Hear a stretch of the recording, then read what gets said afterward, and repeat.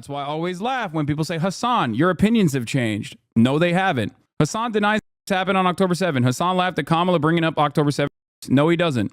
Explain something. Sexual assaults are a routine part of atrocities during war. It can happen, and it has happened time and time again, which is so time and time again, which is why there's a likelihood that it could have happened on October 7th. New York Times, the narrative is systematic that were conducted by Hamas on October 7th. The New York Times has absolutely made up their minds ahead of time before the story ever published and refuses to do their journalistic due diligence. They do engage in State Department propaganda notoriously and historically. This is why there is a likelihood that it could have happened on October 7th. This is a position that I've maintained since October 7th. There were plenty of atrocities that occurred on October 7th, okay, that are akin to acts of terror. Because on October 7th, it wasn't just the Palestinian Brigades, a coalition of resistance forces that includes Hamas, Palestinian Islamic Jihad, PFLP, DFLP, and many others. It was also, once the barrier into Israel was broken, there was also criminal elements that broke through said barrier. But as far as we saw, given how much of what happened on October 7th was filmed, including the actual real atrocities of Palestinian forces executing civilians, shooting at porta potties and the like during the Nova Festival, and many other circumstances, the likelihood that there wasn't firsthand accounts on rampant sexual assault in the way that the original coverage entailed, that didn't meet the muster, like the normal standard of the New York Times reporting. There are some reasons for it, because this was, for all intents and purposes, as far as the Palestinian resistance goes, a operation that was, in their own words, much more successful than they had predicted. They thought that there would be a lot more resistance overall, and that once the dam broke, there was a ton more violence than a quick in and out operation where they would be able to capture some prisoners of war as hostages in an effort to bargain, so there's that. Hasan is doing bigotry of low expectations. Hasan expects nothing from this kid, Yemeni genocide survivor, no decency, no quality. Consistent on reactionaries. Okay? Because no one is born a reactionary. No one is born a conservative, but let's say someone is conservative here. They automatically teleported and adjusted the material conditions of conservatism in Iran. They would be no different than the mullah. No one is born a conservative. But let's say someone was someone that is conservative here. If they automatically teleported and adjusted to the material conditions of like conservatism in Iran, they would be no different than the mullahs. That's my opinion. Like, and not only that, but in terms of the Yemeni kid, like, I went into that interview, and I've repeated myself quite a bit, right? I went into that interview assuming that there's a likelihood that he might be Houthi, okay? A Houthi rebel, a Houthi pirate, right? Aside from the memes and whatnot, that was my overarching assumption. There is a likelihood that this person, because at the time, we had seen him, like, going towards the ship and whatnot on a dinghy. I did not know that it was a tourist destination in Yemen, basically, that you can go to and take photos of or whatever. Having said that, however, in the interview, I wanted to first and foremost humanize him, okay, and make him feel comfortable despite the communications barrier that we had, the language barrier that we had. And beyond that, I wanted to dive a little bit deeper into the background of a person who has experienced only genocide, who has grown up under genocide, okay? That is real. You might not know about this. You might not know about the famine in Yemen. You might not know about like American-backed actions of Saudi Arabia in Yemen, UAE in Yemen, but it still doesn't matter. Like, that is a real thing that occurred, okay? Having said that, in that conversation, and in many conversations since then, where this person has given interviews to Sky News, for example, he has reiterated the position that he is not a Houthi, that he is simply Yemeni. Like, he is simply a person from Yemen, a kid from Yemen, a social media influencer. Okay? If he was a Houthi rebel, for the record, if he was a Houthi rebel, I still see value in interviewing that person. Okay? But I'm not gonna sit here and be like, nah, there's this 19-year-old who has a gun in Yemen, the second highest gun ownership per capita country on the planet after the United States of America, is automatically a Houthi terrorist who is deeply invested in the actions of the Ansar Allah movement because people are screaming about it. And I know that the major anger and resentment coming from a lot of people is like, oh, you asked him about whether he watches anime or not. Of course. Yes. Like I said, my job first and foremost was to understand this person's development. Okay, how he got to this position that he is in. Houthi social media sensation compared to Hollywood stars calls on UK and US to stop this war. In this conversation, the 19-year-old Yemeni has been dubbed Timhouthi Chalamet and the hot Houthi pirate on the internet for his videos on the Red Sea. Attacks by Yemen's Houthi fighters, officially known as supporters of God or Ansar Allah in Arabic, have been made against Israel and on commercial ships. The Iranian-backed group has defied repeated warnings to stop targeting ships. U.S. and British forces have launched strikes in the area. But Rashid told Sky News he has been posting videos about his experience to show solidarity with Palestine. Through translation, he added, "My message is that they stop this war and reassess the situation in Palestine. There are children starving, thirsty, dying under bombardment in Gaza, like a 2-year-old dying from bombardment. Why? Because of the actions of the Zionists. Yemen stood with Palestine and was being bombarded for his solidarity, but this hasn't affected us and we continue to stand by Palestine." He considers himself a media personality, but his main mission is to spread awareness about Palestine. Rashid had to keep setting up new accounts as the previous ones on Facebook would get shut down. All of the Yemeni people are with Ansar Allah and with Palestine. Even if I appear with arms, all Yemeni carry arms. It's normal, he added. The reason why he answered this question is because they probably asked him, even though it's not mentioned in this article, whether he was a Houthi himself or if he was Ansar Allah, where he says all the Yemeni people are with Ansar Allah, as in he is not a part of Ansar Allah, as he said to me in the interview. Okay? Just so people understand, just so there is no, just so people have an understanding of this. This part is also interesting to hear. Sam talks about the terrorist apologist accusation here. I said that he had been doing, I think I was like, he has been doing worse than apologia for Houthis and Hezbollah or something. Okay. And it was taken as like you can't criticize, resistance groups. Yeah, I mean, I think... And I could go into the examples of what made me recoil, but This is a different chatter. Context, caller had sent a message a week before this. This is bullprog. I assume that's like another content creator. That's not what I want to do. Yeah, no, I get it. I mean, I think, like, look, it's a nuanced question because undoubtedly, Sam doesn't need to know anything about the details of like whatever is like clip chimped or whatever. He might even take what this person is saying at face value. But you know what's interesting about this? It ultimately doesn't matter because he knows that when you contextualize any kind of violent resistance movement that is outside of American sphere of influence, you will get terror jacketed. Okay? He knows this because he has been doing this for many, many years. And he has been attacked viciously as well. Most of the time, however, these attacks used to come from the right. Liberals were, at the very least, a little bit more understanding and did not engage in this level of immediate, like, oh, you're a terrorist supporter, you're a terrorist defender. There is an attempt to define these groups, whether it's the Houthis or Hezbollah or Hamas, or the Israelis for that matter, in the most absolutist terms. And certainly, you can have terror tactics and be a liberation movement, and people can make assessments as to tactics and to efficacy, because people always, make these assessments. The Houthis, I don't think are, I don't think they're role models, as it were.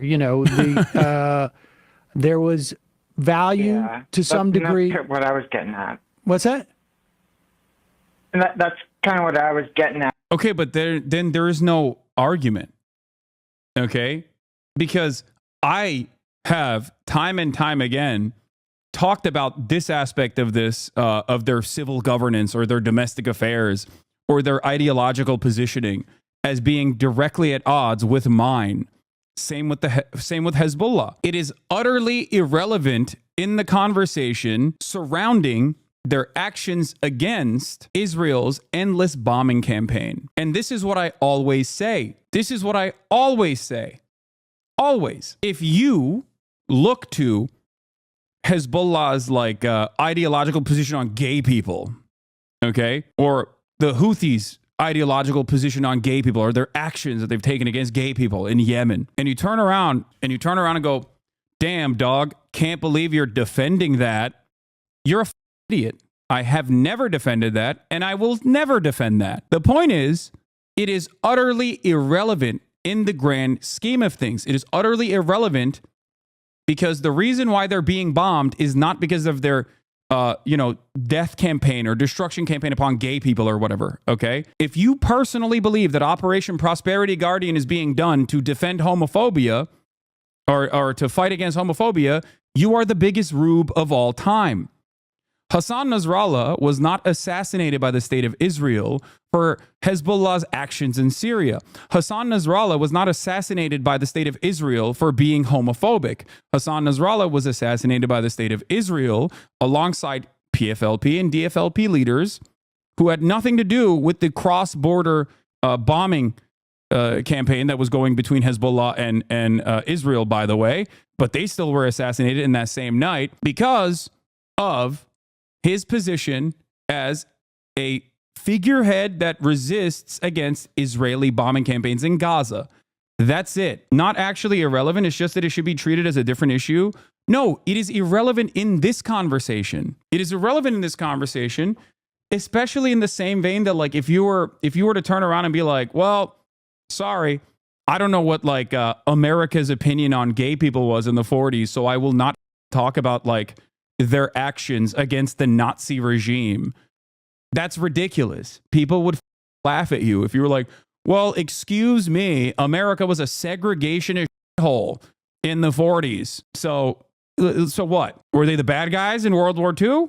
No, they weren't. The only reason why people bring it up in conversations like this is the exact same reason over and over again. They did this with the Taliban. Like, I'm not a fan of the Taliban. What are you, stupid? It's to justify permanent occupation. It is a way to try and be like, well, they're bad guys too. It's like, yeah, sure.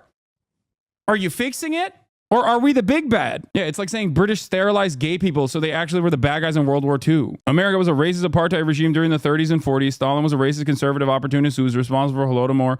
The British Empire was doing genocide and doing colonialism for many decades leading up to World War II and during World War II. The Nazis were such an insane evil that the Allies are very clearly and correctly viewed as the good guys. Context matters. Exactly. And yes, no, Stalin did have conservative leanings. Let's be real, okay? Calm down. Like, He did.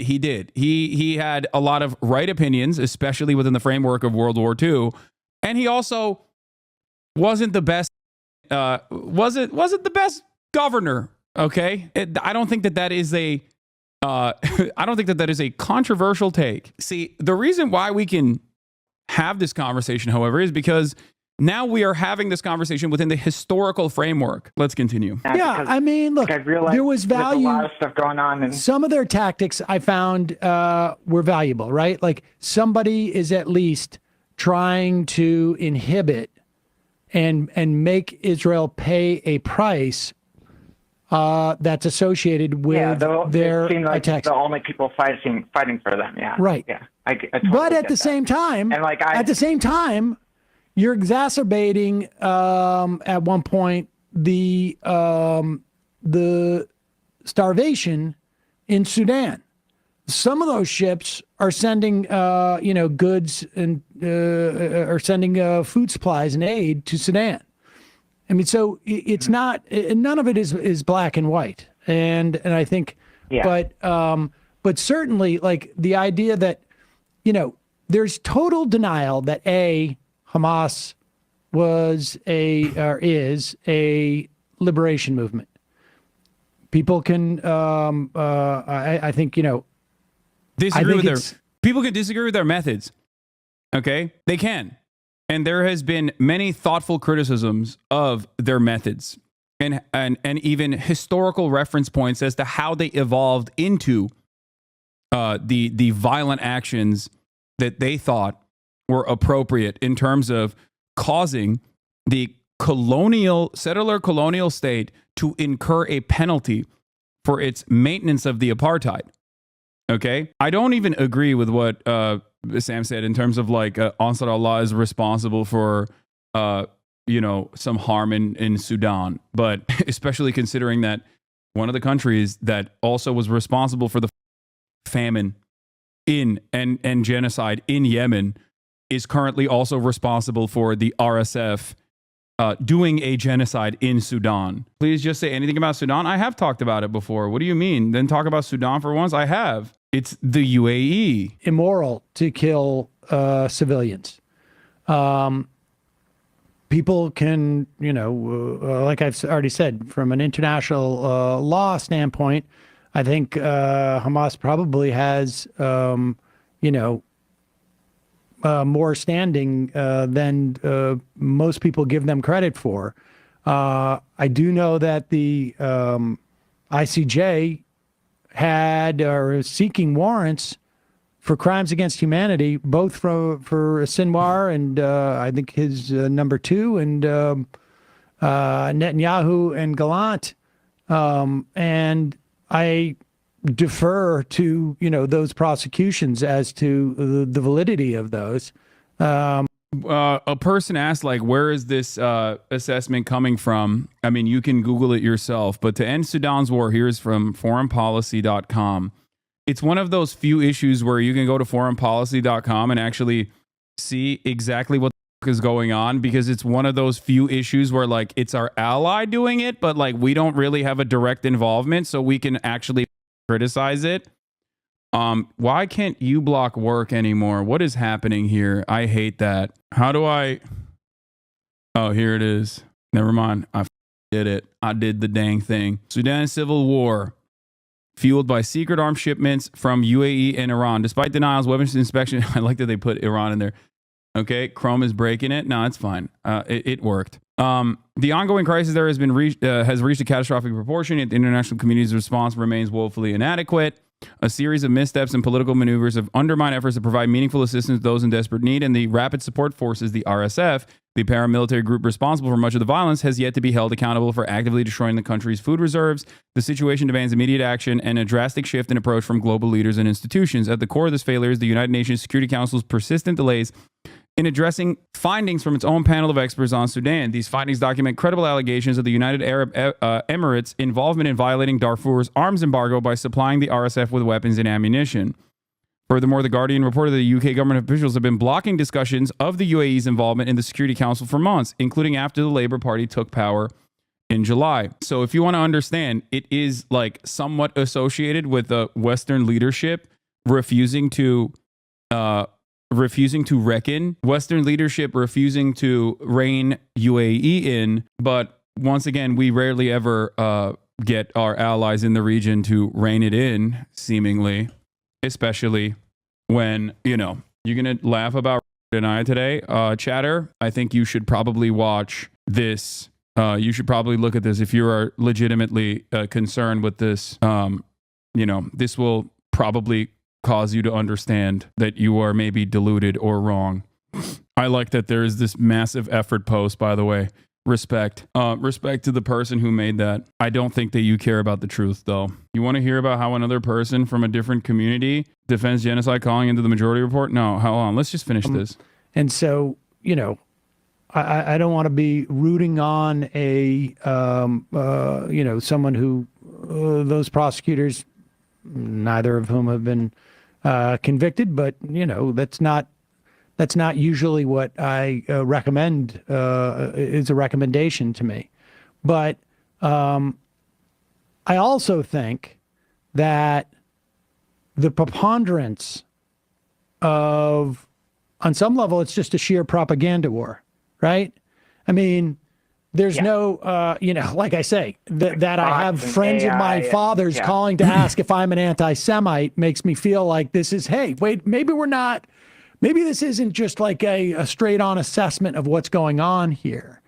And, and so I can certainly see from a rhetorical standpoint and from a propaganda standpoint, like, you don't want to show up at a gunfight with a knife as it were. But yeah, I wouldn't worry about it. I mean, I wouldn't worry about I just say, Bullprog, I appreciate you calling in, and I want to say, like, I do, like, I feel defensive about what Hasan's going through, and I know so does Emma, and we have a disagreement there, but just generally, I do think there's a tension here, and one thing, a quote from Fred Hampton weeks before he died after a Weatherman riot in Chicago, he said, "We believe that the Weatherman action is anarchistic, opportunistic, individualistic, it's chauvinistic, it's custoristic, and that's the bad part about it. It's custoristic in that its leaders take people into situations where they can be massacred, and they call that a revolution. It's nothing but child's play. It's folly. We think these people may be sincere, but they're misguided. They're muddleheads and they're scatterbrains." So, like, generally, I do appreciate all the work you've done out there, actually, in the streets, and seeing this stuff. So, yeah, no hard feelings on our part. Yeah. Well, my like closing message that I kind of wanted to get across is that, like, I care about you guys. I care about the rest of the crew. I care about all the listeners. And, like, I just don't want people to burn themselves on some silly stuff. And, like, there are ways to stay on message without. Yeah, you're right, man. I should, that's a good criticism. Call missing some context. No, it's just like, it's such a silly thing, dude. It's such a silly type of criticism coming from someone who's, like, ostensibly on the leftist side of this issue. Because it's like what are you talking about? You got primed into believing that, like, I want some kind of, like, Islamist fundamentalism to occur because of my contextualization of how resistance groups operate. Like, come on. Like, tone policing a genocide is ridiculous. Yeah, he says we should stay on message and then complains about something that happened a year ago. I know. It's like, it's almost as ridiculous as, like, oh, I don't want an adpocalypse to happen, but also I hope it does, is ridiculous. You want it to happen. You're, like, demanding that it happens, as a matter of fact. He compared you to some teens at a protest who graffiti kill cops. That's the context. Yeah, except I have also, ironically, criticized people who go to pro-Palestinian protests and then do that where they're like, we're going to kill all Zionists. Like, you live in America, man. You live in the United States of America. Like, what the are you talking about? You can't be saying shit like that. So, I understand how passionate people get in these moments and how frustrated people get in these moments, but that kind of LARPing is also ineffective. So on the optics front, I have also regularly talked about that being, especially in the West, not a appropriate method of protest. So that's another part of this equation, okay? I always say over and over again, you can never be as callous as right-wingers are, and you shouldn't anyway. Regardless, if you were to turn around and compare that to, like, some random 19-year-old in Yemen posting a similar image, you are insane, okay? You have to recognize what these people's their lived experiences look like, okay? Yes, I will always have smoke for someone who grew up in the Upper West Side saying some shit like that versus, like, it is immaterial in the grand scheme of things when someone living in Yemen is posting like that, okay? It's immaterial. Like, it's still wrong, but it doesn't matter in the grand scheme of things. You could die at any moment, okay? It's ridiculous. People have compared this dude that I interviewed 10 months ago at this point, like, even before I believe the Houthis were brought back into the terrorist watch list, by the way, even though Brandon took them off the watch list, but then put them back on to launch Operation Prosperity Guardian, like, to Osama bin Laden, the architects of 9/11. It's like, dude, come on. Let's just be honest here. Someone in their community are here crashing out and punching at any pro-Palestinian streamers. Yeah. I don't disagree with Bullprog, larger point, but the way he connected it back to you was just insane bullshit. I believe their gender pronouns are they, them, as someone corrected me in the chat. Man, why do I get 15-year-old D fans in my DMs now trying to explain to me about some clip I haven't seen and how you were secretly using Sabra hummus as an anti-Israeli racial slur? God was trying to explain to me, an Israeli, what the term Zabar means and how it secretly has some racial meaning. It doesn't. Genuinely felt like talking to a paranoid schizophrenic. Any idea what they're referring to? I don't know what Zabar means. What is Zabar? I don't even know what that means. I don't think I've ever used that. That is pretty funny, though. Like, telling a Jewish Israeli anti-Zionist whose family is also from Yemen, by the way. Like, I'm going to tell you right now, I'm a Christian guy. I'm a white Christian dude in Iowa. And let me tell you, okay, you my friend. Oh, it means, is it Zabar, like a different way of saying Sabra? I didn't even know that. Lamau is literally just Sabra in Hebrew. Oh, okay. Like, let me tell you, sir, a Jewish Israeli anti-Zionist, let me tell you what's what, okay? You are actually under fire in this community. You are not recognizing, you are not recognizing the danger that is presented to you, my friend. Zabar is a Hebrew term for Sabra and is historically been used by Zionists to describe this new Jewish archetype of the Zionist era. It's very sociologically charged, but it's not a racial slur. He told me, you're so close. And he said, watch 5 minutes of a Destiny stream. Dude, they are so passionate. I just wish that they would use this passion. That's the handle? It's this guy? Oh, no way. Ain't no way. I know who that is. Ain't no way. This is a juicer. They used to be such a kind chatter and their brain broke from the juicer fallout.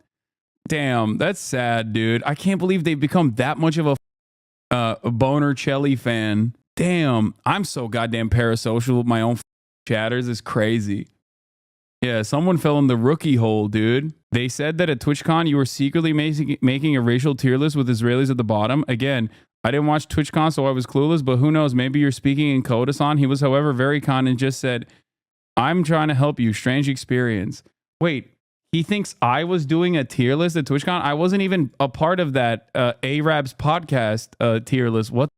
The level of hallucination at this point is hilarious. Yes, and Sabra was code for Israelis. Yeah, no, it was, I genuinely felt bad. Hasanabi, dude, I avoided you for so long because of how crazy your haters made you sound. Even though I knew I probably agree with you about most everything politically, you got deranged haters, man.